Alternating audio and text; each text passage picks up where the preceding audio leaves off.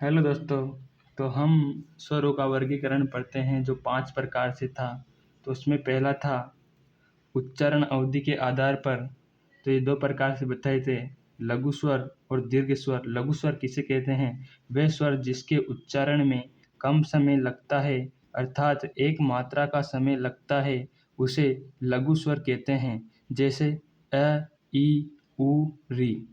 विशेष जानकारी की बात करते हैं तो इन्हें मूल स्वर, हर्ष स्वर, एक मात्रिक स्वर भी कहते हैं।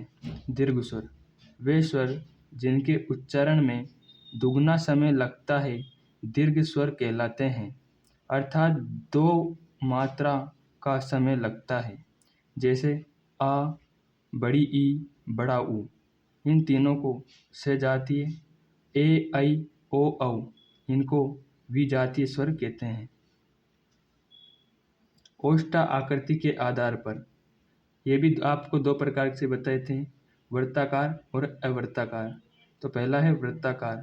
वे स्वर जिनके उच्चारण में होंठ वृत्त के समान गोल हो जाते हैं, वृत्ताकार स्वर कहलाते हैं। जैसे ऊ, बड़ा ऊ, ओ, औ। अब देखेंगे दूसरा अवृत्ताकार। वे स्वर जिनके उच्चारण में होंठ वृत्त के समान गोल न होकर फैले रहते हैं, अवृत्ताकार स्वर कहलाते हैं। जैसे अ, आ, ई, री, ए, ऐ।